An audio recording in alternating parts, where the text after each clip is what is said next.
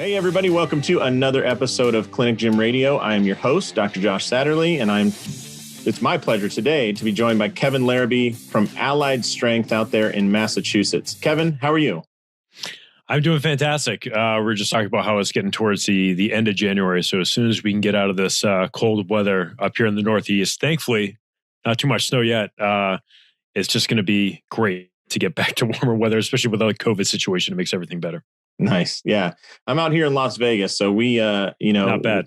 Yeah. In another week or two, we'll have to put away our long sleeve t-shirts and bring out our regular t-shirts to regain our spring warmth. But that's one thing you never have to do here. You don't spend a lot of time shoveling snow or de-icing the walkway. So that sounds great. Yeah. So Kevin, I am so excited to have you on today because I think you've got an incredible backstory, and then you have basically built a perfect size 1,000 square foot super functional training gym. But you did that after seeing years of a massive gym and training with some of the best in the business. And the reason I'm really excited is we're talking to chiropractors who are adding a gym, and adding 1,000 square feet is very possible very quickly. Adding 10,000 square feet is not that possible. And if it is, it's going to be a couple of years out. So I'd love to talk about that. But first, can we talk about kind of how you got to this point? So your background and how you started in the world of fitness. Absolutely. I kind of got the fitness bug when I was in high school. I was a really overweight kid. I think it was between like my freshman and sophomore year of high school. I kind of got fed up with being really out of shape and just started running, getting into fitness more, eating a little bit better. At least better than what I was eating back then, and lost a lot of weight. And then it's like, this is great. I want to keep doing this. So eventually that led me down the path of looking at colleges where I could get into the health science field, looking to be either, whether it be personal trainer, strength coach. I think the original goal was to play for the Boston Celtics. Then the backup goal was to then be the strength coach for the Boston Celtics. Because, if I was big into basketball and it was my path to the NBA, one way or the other. But that path at Keene State College ended up leading me into doing a podcast that is kind of in hibernation right now, but I did over 500 episodes of the FitCast, which got me in contact with all these great coaches, because this is back in 2006 when podcasts weren't as prevalent. And I was a big nerd. You had to have the technical know-how to get all this stuff set up and to make it, sound good. So that allowed me to start that up. And I think within the first, I think 10 or 12 episodes, I had already talked to guys like Eric Cressy and Mike Boyle. So that led me to connecting with Eric Cressy for my internship after college. So I worked with him for about 6 months. And even he gave me the opportunity to lift with him during college, during the break in between my junior and senior year. So I learned a lot from Eric Cressy. He was like the first guy to really put me under his wing, and he taught me a lot about strength and conditioning. Wow. And it really was the foundation of what I know today.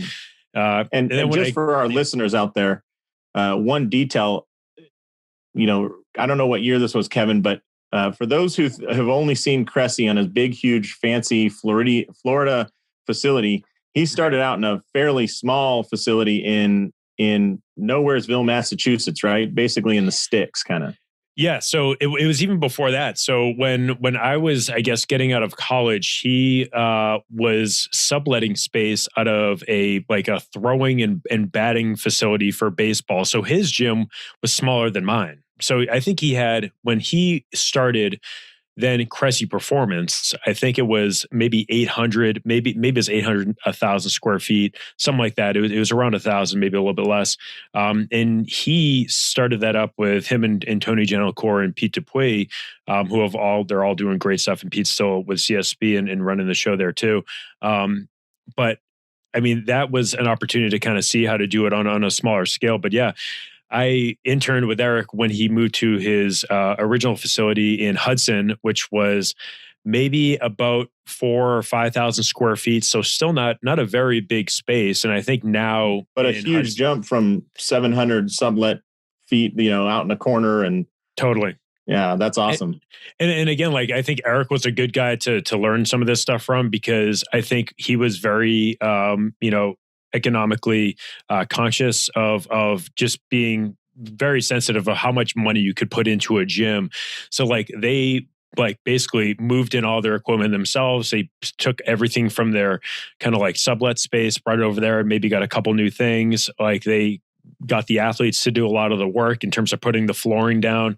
More of it was moved in the back of a Honda Accord than the UPS freight truck showing up, right? Right, exactly. And thankfully he gave me 6 months of a great education there, and along with Tony and Brian St. Pierre, who's now at Precision Nutrition, and that allowed me to then go from there to do a year in the commercial sector. So I worked at a Boston Sports Club. It's like Boston Sports Club, New York Sports Club. So I started from really what a lot of folks in the world of strength and conditioning would consider to be the worst possible job, but it was fantastic for me because I had to earn every single client that I had. Sometimes you'd get a new sign up at the gym at Boston Sports Club and they would get like one free personal training session. So you get this session with someone that is probably not going to do personal training, and it's on you as a personal trainer to be good enough to kind of sell them on training and show them why you're worth $100 an hour. And that was a great education. It's a sudden death audition, right? You get 1 hour to basically prove if you're worth it or not. And there's no guarantee of them coming back at all. Yeah. And I was fortunate in the case where I was going to a brand new gym that hadn't even opened its doors yet that I was interviewing for. And like, basically it was I was kind of like overqualified, which is the sad thing about sometimes commercial fitness is like, they looked at my resume and like, oh, you went to college? Oh my God, you have a CSCS? Wow. When can let's sign up. So it worked out really well because I comparatively, I mean, we had great people working there, but like I knew what I was doing because of that, thanks to that internship, that education. And, at that point, I've been doing 3 years of education through just interviewing people on the podcast, going to seminars where like I had a light years of education on top of anyone else that I was going up against. So I had a full client list. I was leading the, staff and sales every month. And it really quickly, it was like, okay, well, now there's nowhere else to go. But then I think it was 11 months. I was like, all right, well, I'm going to go back to grad school because that's what a lot of other people I knew did. So I'll go to grad school and get my master's. But while I was asking for advice, I asked Mike Boyle, like, what do you think I should do? And he just happened to be, I was at the Boston Sports Club in Woburn. He happened to be 2 miles down the street. So their facility was 2 miles down the street. So he's like, what are you doing on Tuesday? I'm like, I'm doing nothing. Even though I had a full client sheet, I'm like, I don't care. If he wants to talk to me, I'm going to clear this up. And so I went to talk to Mike and he's basically like, how many clients do you think you could bring over, would leave, that gym and come here? And I was able to say, oh, like probably have enough. He's like, because I'm not going to be able to give you any coaching hours. You're going to have to basically work off of your PT because I don't have any room to hire someone. So I was like, well, that makes sense. I went over there and then started some educational content companies with them, Bodybuilder Online. So I was able to make some revenue through that. And then it led to 8 years of working at MBSE. Also, not just like coaching, but again, doing a lot on the business side and the educational side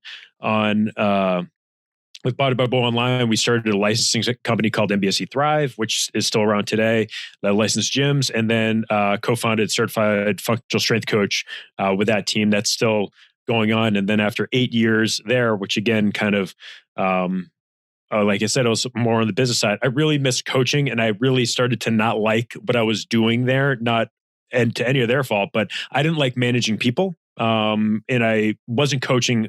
I was coaching like 2 hours a week, which wasn't good for me mentally because I got into this to coach. So I eventually ended up selling my stake in the Certified Functional Strength Coach company, and then just happened to find 1,000 square foot little box that is 5 minutes from my house. And there wasn't anything like this in Gloucester. So I'm about 35, maybe 40 minutes from Boyles. So we had athletes that were coming from Gloucester and that area. So I know not a lot, but a couple. And I knew, if I open up this space, I could do it with relatively low money. I think my rent when I opened up that space was $1,300 a month for rent. So it's like nothing. And all it would really take was some of that money I got from the certification sale, put that into buying equipment, get up and running, and then eventually hope in the next, 2-3 years that we can make this into a brand in the area. And now it is by far the de facto place for any, especially for the local athletes. Like we have pretty much the best athletes in the area are coming to the gym. And from that, you usually get the parents and the adults in the area as well. They get to see that as well. So that's awesome. Yeah, it's been about 3 years now at this point. That's crazy to think, like, had you had the same exact story, but you grew up in Chicago, right?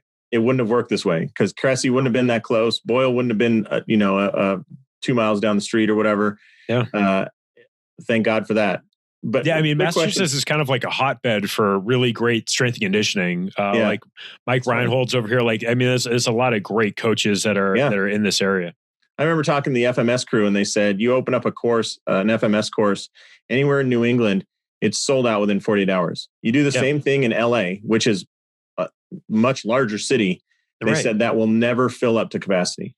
Yeah, I wonder if that's like more just a sense where, in LA it's more physique based, and here it's almost more performance based. Yeah, because, again, for me, I think most of my business now is athletes, which I didn't think that would be the case. Like I really started trying to get. Initially, it was really heavily on the side of adults. Like our adult groups are starting to fill up, but I struggled incredibly hard to get the first athlete in the door. I was offering I was advertising 3 months of free training for any local athlete that wants to start up, because I just need something so I can get some cred. I need to get some videos together so I can promote this thing. I couldn't get athletes to come to my gym for free. And then last summer I was sold out. So wow. It's just like an amazing, just like weird thing of, again, I wouldn't necessarily trust myself for marketing from that standpoint at the beginning, because I didn't want to go down like I had friends trying to help me like with ClickFunnels and like trying to do all this like weird marketing stuff. I'm like, I would just rather have the product speak for itself, the results speak for the gym. And then, I'm sure if we get a couple good athletes and they succeed, then we are going to, be successful. We'll be able to get more after that. And that's what's been working. Nice. Yeah. One thing too, that there's a lesson I've heard you talk about a couple times that I want to make sure everybody heard. One of the reasons to be great at producing content and putting out, articles and going on podcasts and doing all that is that it attracts an amazing talent pool to work for you. I mean, you were essentially working for Cressy did you do a free internship? Like you didn't get paid anything? No, I didn't get paid anything, but I built his website. At his time, I built his website. We built an education, like a video library at Cressy. So he was paying me on the side for all this other stuff. Right. So, but had he not been such a prolific content producer, he would have never hit your radar, and never would have gone there. Had you not known about Boyle, you probably never would have gone there. Right. And the fact that when you have something hot and you talk about it all the time, like you have some great content, people want to get educated by you, and therefore they're willing to, you worked for nothing for Boyle, essentially. Like you had to bring in your own meat.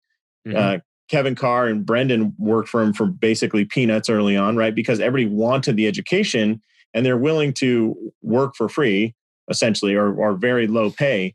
So I think there's two lessons there. Number one, if you're listening to this and you're developing your systems, your models, and you have a different take, that's awesome.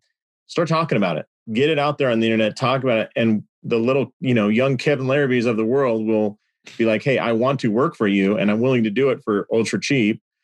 And the flip side of that is, if you ever want to know how to get good, work for the best person in your industry for free or cheap, and they notice, right? Like, you created a lot of opportunity, but with Cressy and Boyle, by just saying like, "I'll do that, I'll do it, sure, I'll do it, I'll show up then, or I'll show up Tuesday, even though I have a full book, or I'll build your website for you." And I'm sure there were days where you're putting in 18-hour days, and that was everything you wanted at that time, right? Yeah, I mean, and again, like the thing that worked out so great in both spots, like in Boyle's especially, is like, there was always something new to work on. When we like got something up and running, there'd always be something new. And again, I'm very thankful that they put their faith in me to get all this stuff up and running. And even as a staff member at Boyle's, I don't think this is a secret. You're not going to probably make, a lot of money working there. I think the best way I describe it to people that ever ask me, like, what's it like to work there, is that it's that master's program that I was going to go back for. But instead of spending $25,000 a year, I was making $25,000 a year. Like I wasn't making a lot of money, but it was being made up in education. Like as a staff member there, you're going to all these seminars for free. You're having all these people come in as guest lecturers for free. Like there's so much education that I got out of there. And then again, if you are hungry and if you want to make more money, you can do that if you're willing to put in the effort and have a skill set that they need to for their business. Yeah. Well, and I could talk about this history all day because it's so great, and it's just funny that you hit it at the right time in the right location in the United States. But I want to move on to you worked for Boyle, and at the time, what was the biggest his gym? How many square feet was it at the time? Well, right now they have two facilities. The main facility is 20,000 square feet. I think before when I originally went to work for them, we were in Winchester, and I think we had about 4,000 square feet. It might have been maybe maybe it might have been 6. I'm not good with square footage, but the training space wasn't that big. It was basically a turf room. It's probably like maybe 5,000 square feet of training space. Mm-hmm. And then from there, we moved into a space that was 10,000 square feet. And this would have been probably in 2010. And then maybe about 3 years later, they bought the unit they rented out the unit that was next to them. So they added on another 10,000 square feet. That's mostly turf and office space. So now it's up to 20,000 square feet. And I think their satellite facility is probably for their training space might be closer to like 6. Wow. Awesome. And now for those listening, you went from that space and you decided to open your own. And I'm just going to guess day one, you weren't like, how can I open a 20,000 square foot facility? But right. You opened a 1,000 square foot facility. And we were talking before we hit record that you kind of learned some lessons along the way, right? Absolutely. Well, I mean, first, I wasn't even planning on opening a gym when I left. Like when I left, like kind of Boyles and CFSC and all that stuff, I just knew I didn't want to do that anymore. I didn't know I was actually like listening to some other offers to do some similar stuff for other people in the industry, but I didn't want to do that same stuff. But this was just again a lot of just like good timing in my life where that space opened up and it happened to be available, and I could kind of like see the vision of this would. Have be you read Outliers by Malcolm Gladwell? Yeah. And he says like if you were Henry Ford 10 years earlier, there's no gas, so your gas engine doesn't matter, right? And if it's 10 years later, it's already prolific, so you couldn't have done it, but you happened to hit it at the right time. I mean, this space is literally, I don't know how, I just saw it on Craigslist. It's literally at the end of an industrial complex that no one goes to. It's not even on GPS. Like GPS doesn't really get it exactly right. That's kind of like how in the middle of nowhere it is. Yeah. But like you would never drive by. We don't get any drive-bys, we'll put it that way. But yeah, when this space opened up, I started kind of doing the math, and I literally opened up like a grid kind of like software program to like kind of figure out how much space would I need to get done what I needed to get done. I started like poking or kicking the tires with Griff over at Perform Better to see like what would it make sense to kind of do to lay out the right amount of equipment. How many people can I train here at a time? Because at Boyles, like I would sometimes have athlete groups of 18 kids. Like I'm not going to get that done in 1,000 square feet. But I looked at it like I could probably do 8, and I have, and I could even do 9. Because 18 kids in an athletic training class sounds like a nightmare anyways, Kevin. Yeah, I mean, it wasn't optimal. We'll put it that way. And that's like one of those things where, again, that was not the regular situation. Like usually they kept the groups at 12, but even that, I'm like, as one coach, it's hard to give enough attention to 12 athletes. I think sometimes like the sweet spot is like a 6-to-1 athlete to coach ratio, or for athletes or adults, because I think anything above that, you're going to miss something unless you just happen to have like 4 veterans in the group that know exactly what they're doing. So you can help out the 2 kids or the 2 adults that really need the attention. It's funny. I always tell my clients that early on, especially when you have new coaches, 4-to-1 is the perfect ratio, because I find that you can adjust 4 different workouts for, this dude has shoulder pain. This person's, just coming back from surgery, blah, blah, blah. Right. At 4, you can make every single exercise specific to that individual. At 6, I think you probably think that's the right number because you're a very well-trained coach. But, had we taken that day one when you were at, Cressey's, I don't think you would have handled 4. But no. But I hope everybody's listening. Like, here's a guy that's worked for the best in the business, and he's saying 6 is the perfect number. Like, no need to get over that. Yeah, and I think like it, it goes back to your programming systems. Like that can completely change on how you want to program. Like I was obviously adapting what we were doing from ABSC and putting my own kind of spin on it. But like, when it comes to the strength training portion of a workout, like there's going to be 3 exercises going on at a time. There's going to be an upper body, a lower body, and a core exercise or some sort of corrective exercise. So in that case, it's like, you're going to have, whether let's call it a push-up, a single leg deadlift, and a plank progression. So you can have someone do a push-up. Usually my like racks, and we'll talk about the mistakes that I made financially, but the racks are basically glorified push-up, chin-up, and TRX like row stations. Like we really don't do like heavy cleans or anything like that because it doesn't work out logistically for what I'm doing at the gym. So that's the other thing. If you're going to work with more than 6 at a time, you got to think about what equipment do you need, and in 1,000 square feet, can you even store it? I mean, you said cleans. Like if you have 6 athletes cleaning at a time, or in rotation, like that takes up a lot of space. The actual exercise doesn't. For just one exercise, though, and then it's all these kind of there's all these conversations and these compromises you got to have with yourself and what you would love to have in that gym. Like I would love to have a strength and conditioning facility that look like Texas Tech. That'd be nice because they have like platforms built into the ground. That's just not realistic for someone that's mostly going to be training middle school, high school, and athletes, some college athletes and adults. So like, I don't really need that stuff. For me, it'd be great to be like, this is my facility. Look at this beautiful place. But realistically, it doesn't make a lot of sense financially. So even when you're not in our Facebook group, I'd love you to be in there, but it's all clinicians adding fitness facilities, right? So they're adding that onto their clinic. And I just made a post last week and it started with the words, I hate squat racks. And the reason for that is I see so many people like, hey, I have a 600 square foot space. And they're like, I just bought my squat rack. And I cringe. I'm like, you just committed yourself to basically half that space is now unusable, right? Because the squat rack and a barbell takes up so much space. And, I always love when people go kettlebells and dumbbells first, because you can do, if you get that young athlete goblet squatting a 106, like for reps, they're strong enough. They're not setting records, but they're strong enough. And also the space that takes is literally like 2 feet by 2 feet. Whereas with a bar, they're I don't know, high school males don't make the best decisions in the weight room, even with the best coaching. Totally. And you got to think about the safety factor, how much space it takes to load the sides, where you're going to store all those bumper plates or all the you got to have a weight tree, and it just starts getting bigger and bigger. I'm like, let's step back.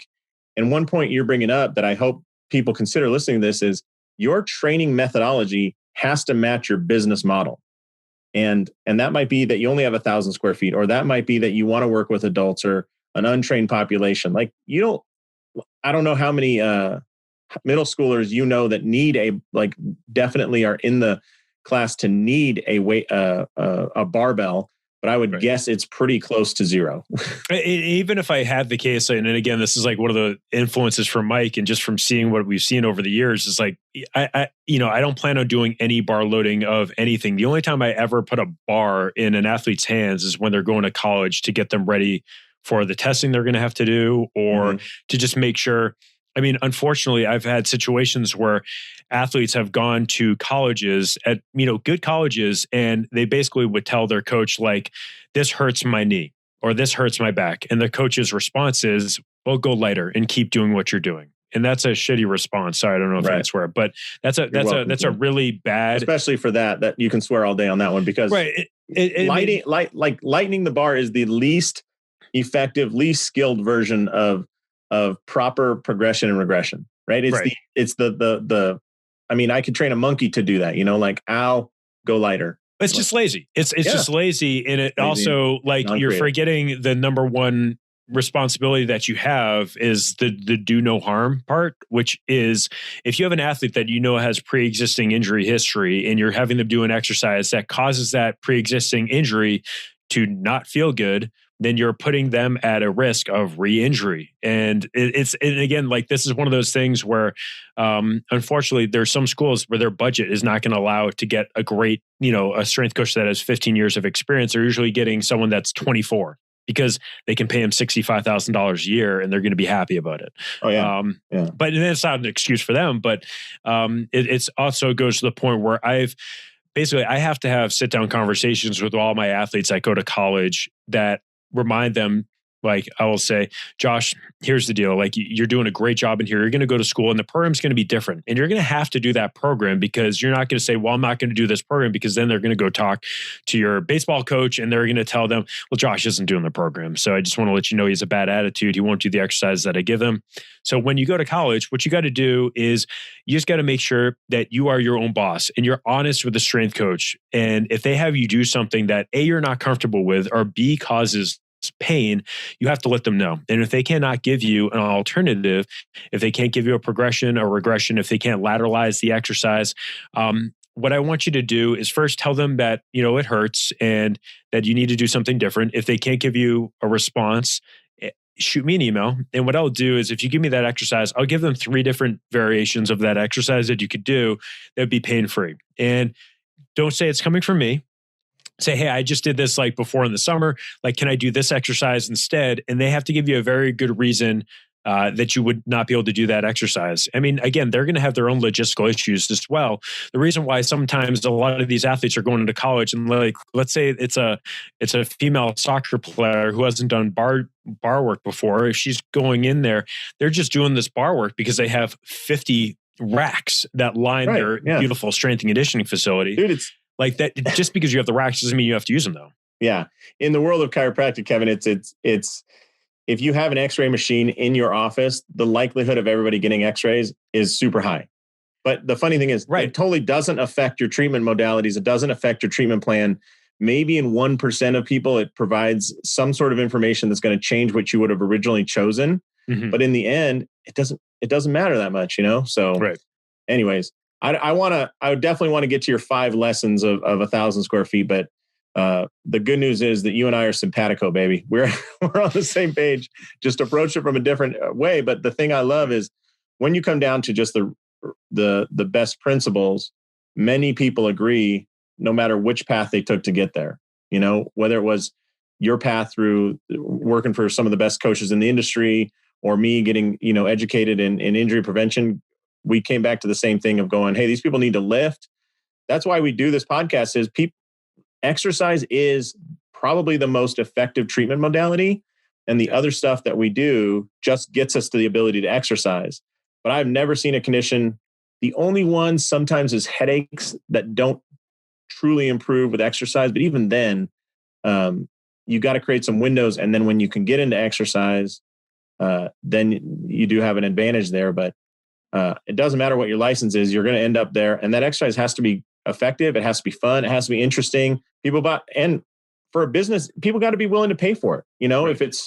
If it's boring or it's like 65 minutes of basically low level ground-based rehab, I don't care if they're dying in pain or they're trying to get into college. They're not paying you for that.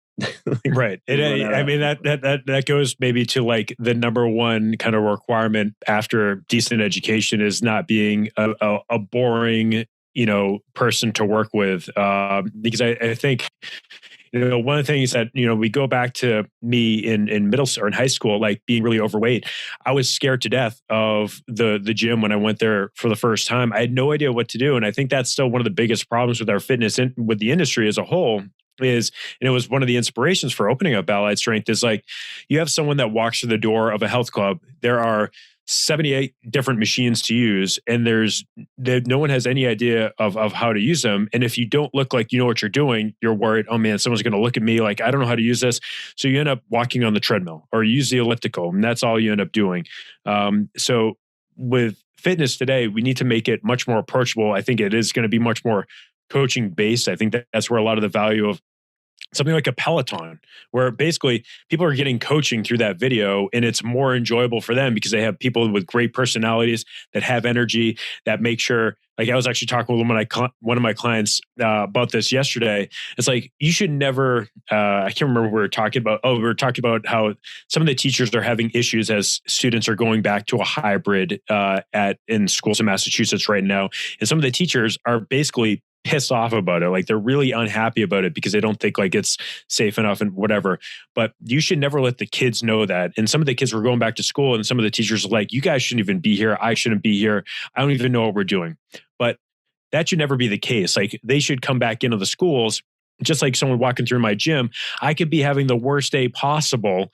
But once you walk through the door, it's like, oh, Josh, how you doing, man? You having a good morning so far? Oh, man, what'd you get up to over the weekend? Like, you got to be able to have that good, like, give and take. Otherwise, it's not going to really even matter how good the results are. Like, if you're a pain to hang out with for an hour, no one's going to come back.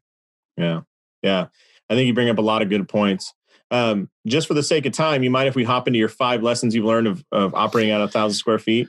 Absolutely. I think, number one is, when you're putting together that template of what you want to do, we talked about making sure that, you have a programming system in place, but then your equipment and your layout has to basically be built for that programming methodology. So I made a big mistake building a gym. I basically built a home gym for myself. So when I opened up the gym, I had all these great power racks, and they're still there today. They're great, but I probably overspent on things like making sure I had I overspent. I had like a plate tree for the sleds. Like, I had all this stuff that not only did I overspend on, but it just took up too much space.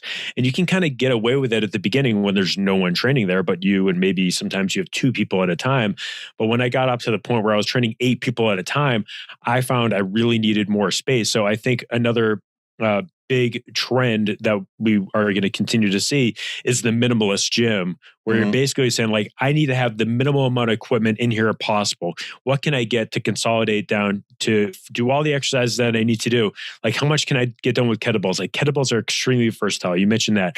Dumbbells are extremely versatile. I even scaled down my dumbbells. Like, I don't have any dumbbell racks anymore. When I opened the gym, I had dumbbells 5 to 100 pounds in 5-pound increments. And like, again, when I'm working with like this populations that I'm working with, first thing I got rid of when I started needing more space was my 55 to 100 pound dumbbells. I swapped those out for a couple sets of power blocks that were they just happened to be in storage at MBSE that they were able to sell to me at a very reasonable price. But even today, was it yesterday? Maybe it was yesterday or 2 days ago. I sold the rest of my 5 to 50 pound dumbbell rack as well. And all I have in there now is I have 3 sets of adjustable power blocks because so the square footage was more important than having that easy to find weights. And because you only work with 6 people, sometimes 8 in a class, 3 sets of power blocks serve the purpose of what the 55 through 100 did easily. And again, like, for the most part, like when the COVID stuff happened, that actually helped quite a bit in me scaling things down, because when COVID hit, I like quickly went out and bought a bunch of extra equipment because I kind of saw like the shortage coming, and I wanted to send people home with equipment so we could continue training. So I sent everyone home with 2 kettlebells. Like, I spent like $7,000 on equipment so we could continue training remotely.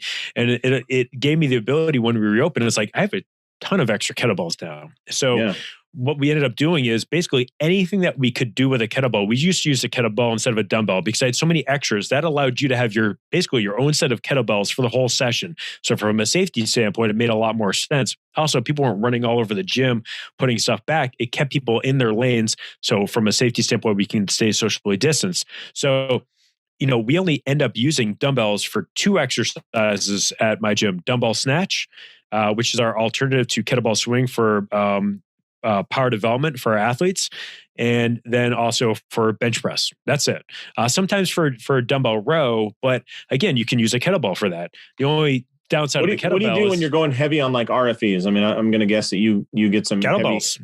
Kettlebells? We kettlebells and weight vests. Like, again, I have athletes that will. And now that I have the power blocks, so now I have 3 sets of the pro power blocks that can go into, I think it's 0, 5, and 7.5 pound increments because they have the little weights in the middle. So now I've been I've been beginning to introduce those back into things like rear foot elevated split squats, because the problem with the kettlebells is that I have 4 kg increments. I don't have like 16, 18, 20, 22. So it's a big jump from, especially when you're going from like a 12 to a 16, we're talking a huge percentage jump, right? So, but we ended up doing is that for the lower body stuff, say a single leg deadlift or a rear foot elevated split squat, or a split squat, any single leg exercise, what we do is we would stick with one kettlebell on the same side as the trailing leg, right? So if we're using our left leg for the work, we're holding in our right hand. So then we also get like a core hip stability benefit out of it as well, which had a huge carryover to sports performance. Yeah. I actually saw like that had a huge benefit. And again, it was just because we had to do it for logistics, but it ends up being a better programming strategy. I don't care, for athletes and for adults, because again, they're going to deal with the same issues of low back. Again, just like that relationship between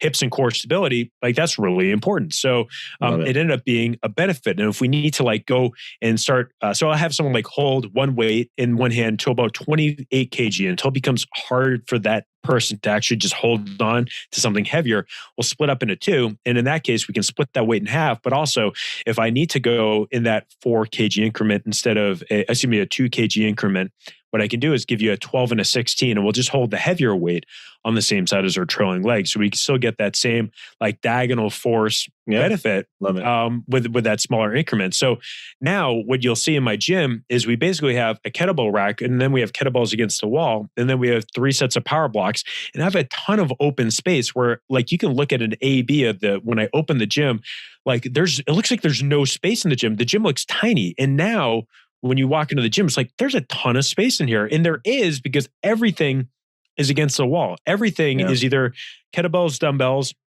And the last like 2 big additions that I made were, one, I added anchor pulleys a couple months ago because like, those guys came into boils. It basically allows you to add a pulley system to a rack or to the wall without having to put in a big, cable system, which I didn't have before. So that was a huge addition.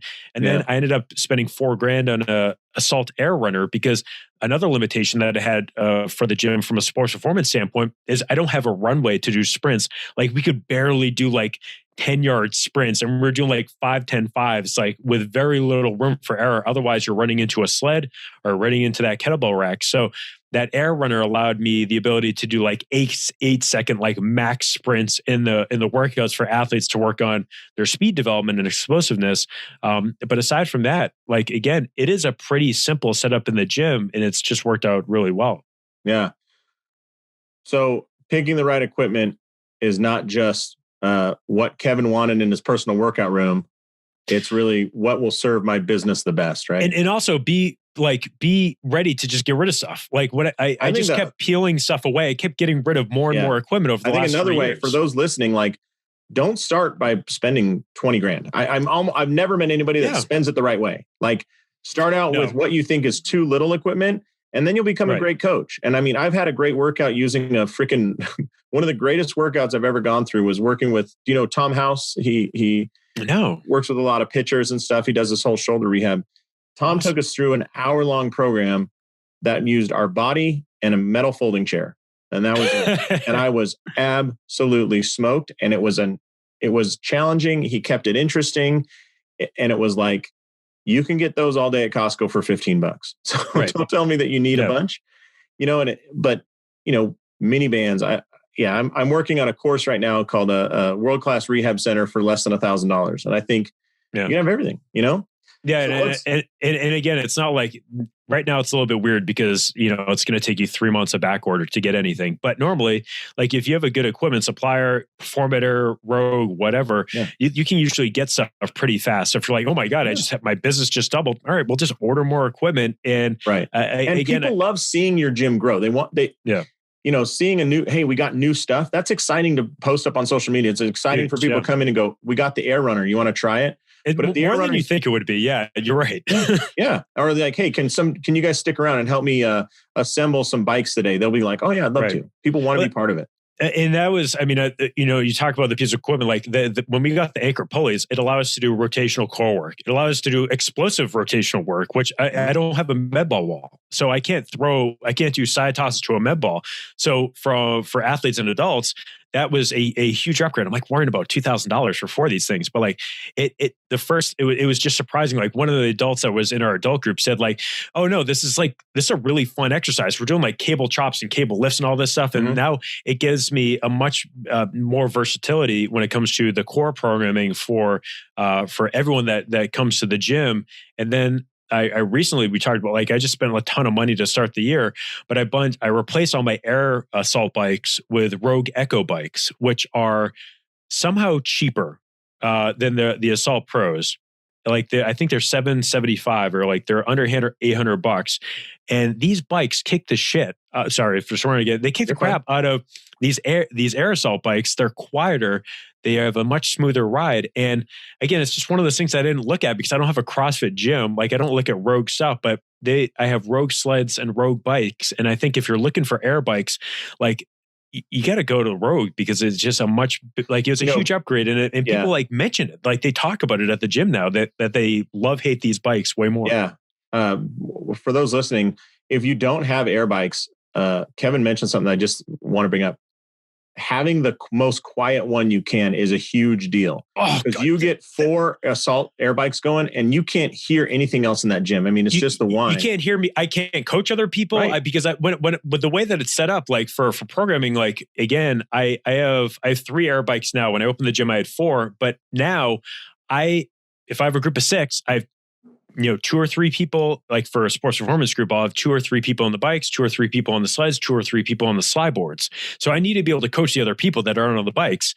Yeah. Like, these bikes are significantly quieter and they're just much smoother. Like, they're built like tanks, where I feel like at some point these air assaults are going to fall apart. I own like 4 air assaults, and you're always tightening. You're always, I know. No, I don't want to be down on the company. I just think that there were improvements that could be made. And I think, totally. And they did. They just charged $300 more for them now. They're called the Assault Pros. Yeah. And it's literally like they took, like, Rogue copied Assault and did a better job. And now Assault is copying Rogue, but they're charging more. Like, again, don't get those bikes. Don't get those Rogue Echo bikes in your facility, because once you do, like I did, I bought 2, immediately sold all my air bike, my Assault bikes, and then bought a 3rd one. Like, they're that good. Yeah. Yeah. The other thing is, I think air bikes, for those listening, are a fantastic use of space. If you want one cardio piece of equipment, jump rope is fantastic, but there's a lot of older clients that just don't dig jump rope and whatnot. Yeah. That's probably the most efficient. Battle ropes are great, but they spread across the entire room and only one person uses them at a time. The treadmill is fantastic. An air runner, it's $7,000 each. Yeah. $700 for a bike is a great deal. And I have yet to meet anybody who can't get smoked on that thing in very short order. Right. And I even bought and this is, again, one of those mistakes that I made last week, is I bought a Concept 2 skier. And for the setup at the gym, like, we just couldn't get people's heart rates up high enough in the way that, like, I need someone to be jumping on and off. Like, we were trying to do like 25 seconds on and 35 seconds off with a 5-second buffer, so you can team up with someone to use it. It's just like, we can't get our heart rates up enough. And if I have someone twice a week, I need to get as much out of that metabolic conditioning as possible. Or for an athlete, I need to get as much out of that conditioning as possible. So if I have 8 to 10 minutes twice a week, I need you on the bike. I need you doing sleds. I need you doing something that's going to get you the best results possible, because it's a results-driven business. If I'm not getting someone results, it's going to reflect on the program. Yeah. Kevin, with the time, man, you're just a wealth of information. I don't think we're going to get to 2, 3, 4, and 5, but let me ask you this. We talked about equipment, right? And there's lots of decisions you can make in equipment. And I think it comes down to this: buy way less than you think you need. Whatever your list is when you're starting out, just cut it in half. The rest will, at least you'll save that money from the mistakes you weren't going to make. And like Kevin said, if a month into it, you're busy, which everybody thinks is going to happen, but never actually happens. But, and you get flooded with athletes, you can order that stuff and it'll come in within a week, and hey, they'll never know. Right. But, what you don't want to do is have no money in your bank account, needing to stay open for, the 7th month when you don't have the membership numbers you want, and now be strapped for cash. That's a worse situation. And your landlord doesn't give a shit about the extra kettlebells you just happen to have. Those can't pay rent. Right. And I think the one thing I would make sure you do is, just make sure you spend the money on the stuff that you need to get the door open, and don't do the flooring right. I've heard too many horror stories of people trying to do their flooring themselves. Some people do it right. Sometimes people get like those squares of flooring and put them in. Just get it done right, because I think that's another thing that makes my facility look really good, is that, Performator came in and they did the flooring. I paid extra for it, but I didn't want to risk putting down a bunch of turf and then having it bubble up. A couple months later. This stuff was put down 3 years ago, and it looks like it was just put in yesterday. It makes a huge difference. Yeah, my recommendation, I don't know how you feel about this. A lot of people put turf in, and especially in small facilities, and 6 months later they realize, oh, I wish it would have gone against that wall, or I wish it would have been turned 90 degrees, Right. you know? And I don't know about you, if you wish it would have been on the other side of your gym because you have it on one side of your gym and not the other. And so my first recommendation is get really good rolled rubber flooring. Like, I think Perform Better is the best provider of that. And then spend the next 6 months finding the best layout of your facility. Like, where do you want to put dumbbells? All right, let's move them over here. Let's move them over there. And then when you finally get to the point where you're like, you know what, I need turf and I need it over here, you'll know exactly how much and exactly where you want to do it. Now, you're going to throw out half your rubber flooring before year one, but I think it's a lot cheaper than turf. And blue tape is going to make, right. That's going to be a great process of getting better. Yeah, that turf, once you glue it down, you basically, and this is the thing I asked them when we put it down, like, oh, what if I go to a bigger space? Can I bring it with you? It's like, no, after you glue it down, it gets destroyed when you bring it back up. Yeah, it's one with the building. Yeah, yeah, exactly right. Yeah, so you talked a lot about equipment, and I mean, I'm sure we could talk about, software, memberships, dollars and all that. One thing that we talked a little bit about before I hit record was the idea of providing your members with amenities. And a lot of people think, like, I'm a member of a Lifetime gym here locally. I mean, the place has two different saunas, a hot sauna, a dry sauna. It's got showers. In the showers, there's body wash, shampoo, conditioner, the razors are included, all these beautiful amenities. And it's super expensive, and it's 250,000 square feet. And there ain't no way you're going to compete with them at 1,000 square feet. But what have you learned about the amenities you can provide and some things that people might not think are a big deal that in fact are a big deal? Well, one of the amenities that I put in it, and I thought of from the start, was to actually keep people from bringing their cell phones onto the floor, which is when you step in the door, I have like an IKEA cubby thing that has eight blocks in it. The Kalex. The Kalex, yeah, exactly. It's required. If you have a small gym, you have to have a Kalex. But before your air bikes, before your kettlebells, man, the Kalex is the number one. I got two in my office right next to me here too. For I'm not even joking. So with that, I got one of those big ass like USB stations, and every single one has an iPhone charger in it. I don't think we've ever had an Android user step through the door at the gym. I don't know what that says. Well, you wouldn't let them get a membership, right? I mean, they can do I guess not. Trial, but I'm talking on a MacBook with an iPhone and an Apple Watch in front of me right now. So basically each one of those has a charging station. And the first time people start to, oh my God, I can charge my phone. And like, I have kids that come in after school. The first thing they do, they don't even say hi. They plug their phone in first. Yeah. And that makes sure that one, they're happy that they get to charge their phone up. And the adults too. Adults use their phone as much as kids now, but they are charging their phone. But then it's not with them on the floor. So they're not checking their phone like all the time. They have to keep it over there that's away from them. So that's a big one. It's simple. It's super cheap. But I can't tell you how many compliments I got about people saying, oh, it's so great. I can charge my phone here because I forgot to charge it last night or something. Right. Then in the bathroom, like I don't have a sauna. I don't have a swimming pool. I don't have a shower. All I have is a toilet and a sink and a bench. So in there, I have a couple things that, again, people bring up like all the time. I can't believe you have this. One is I have spray-on deodorant in case anyone's either coming from work or if a kid coming from school or maybe just came from home and forgot to like put on some deodorant. You don't want to stink up the gym. People can get very self-conscious about that. I have men's and women's spray-on deodorant. So you can just spray it on in that way, especially if like in a group, you don't want to be the smelly person in the group, right? Right. Or you might have just like forgot to change your shirt. You can just spray it on your shirt so you don't smell. The other thing is I also have hair elastics for men and women. There's men that, have long hair as well. But like the first time I think it was one of my female athletes came in and asked me for a hair elastic. I'm like, no, if you're not watching video of this, I shave my head, so I don't really need hair elastics, but I can see how for female athletes, like they're always, especially if they're doing kettlebell swings, like this happened literally yesterday where a female athlete's hair was kept smacking her in the face. So she runs to the bathroom, gets a hair elastic. She knows they're there. And I actually have a sign that's on the door that says, like, we got you. If you forgot anything, I have hair elastics. I have spray-on deodorant. I have clean, brand new pairs of socks. If you somehow are like, if you're in the summer, you need a fresh pair of socks. or if you're going to go somewhere after this. Yeah, but some guy coming from his office that, was wearing dress socks or something and forgot. I've done that before. Exactly. Right. So it's that. And like, I also have like a assortment of like sport tampons for women as well. Because again, like it's all these things that I wouldn't think of as a guy, but I can't tell you how many times I've had female clients and adult group members and athletes say like, oh my God, I can't believe you actually like thought of this. Like, that means more than anything you could have done in our training session today, to just like that you actually cared about that stuff. And those are the things that allow you to go above and beyond. It separates you from those other facilities because I don't charge for that stuff. I just have it there. Like if you need it, and hair elastics, you can get 100 of them for like $4 at Walmart. I mean, it's like nothing. For $1. Like you can get them at the dollar store.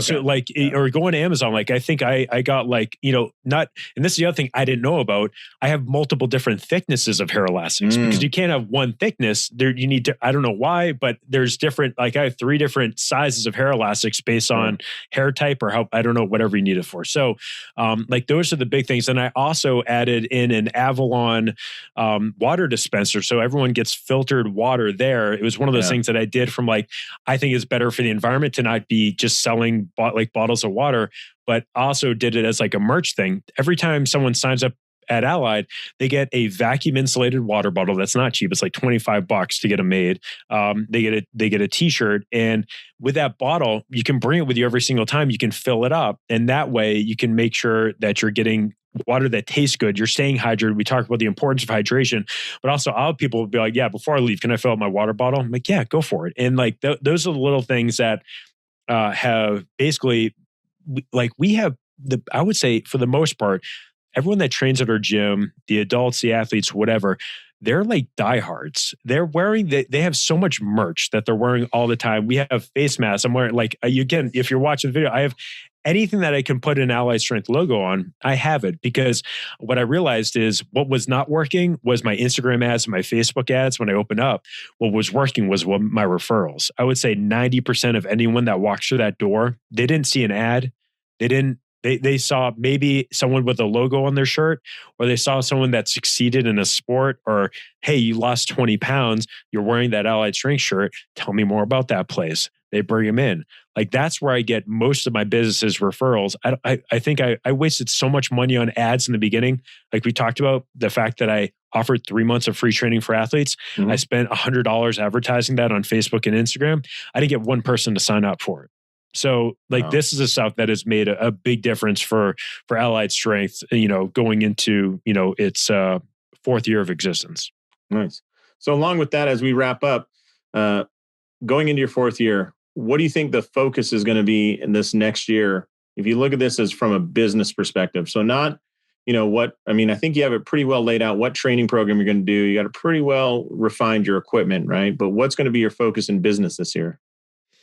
I mean, I think the big thing is trying to, well, the thing that we're running into right now is the unknown of where COVID is in the next 3, 6, and 9 months. So right now, from a business standpoint, I'm just trying to make sure I can accommodate everyone that wants to train there, because I'm running into a little bit of a space issue, because right now in Massachusetts, I can only train groups of 4 at a time because I can only have 6 people per 1,000 square feet. So I'm down. I could basically have 5 people in there at a time. It'd be 5 extra people. It would be a pinch though. So right now, what I'm running into is how can we accommodate everyone that wants to train there, but also the fact that I'm a 1-person show. I don't have any employees. I don't want to have any employees. Like one of the best parts of my job right now is I'm at home right now and I lock the door at the gym. And when I have the next person, I go back to the gym, I unlock the door and the gym's open again. I have very little stress, and I don't have to do any management of an employees, which I think for a lot of people drives them out of the industry. They think they want to make more money and just have a bunch of employees. And what they find is, and this is what I found at MBSC, is as I started coaching less and managing people more, I got really unhappy. And what happened was I was making more money there, but I was coaching less and it didn't work out mentally. Now, I'm able to get the best of both worlds because the gym is very successful now. In 1,000 square feet, I made well over 6 figures last year, which was, I honestly can't believe, in the year of COVID, where I was shut down for 12 weeks, Mhm. broke six figures, which for this year, now it's just about building on top of that and making sure that everyone that helped me get to where I am today, they still come first. They still have priority because I'm extremely loyal to the people that are loyal to me in that business standpoint. I have athletes that literally help build that program that I will drop everything for. I have clients that literally trained when they were my first client, where I still charge them the same thing that I charged them 3 years ago, where I'm charging new people a lot more because Mhm. they helped me keep the door open and they helped with referrals and stuff like that. So I think for me, it's about just helping accommodate everyone, allowing still being extremely loyal to the people that helped me get the gym to where it is today, but also, figuring out how do we continue to grow this business as a one-man show or one-person show without having to continually drink energy drinks all day. Well, that'll never go away. Come on. No, You can't be a trainer if you don't drink energy drinks.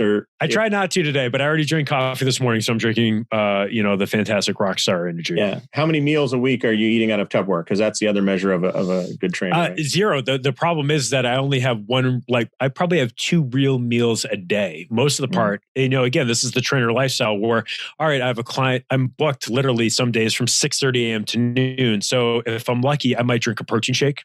I might come home and take my dog out, and then I might have a small meal here, and then I might make a meal at the end of the day. But for the most part, it's like a full-time gig. Like it's the thing is I'm trying to work on for myself this year is I've really put my health last. And I think this happens with a lot of people in the industry. Again, a lot of the good coaches, some of the best coaches I know, I would say, they don't have 8-pack abs. It's because they're not the focus.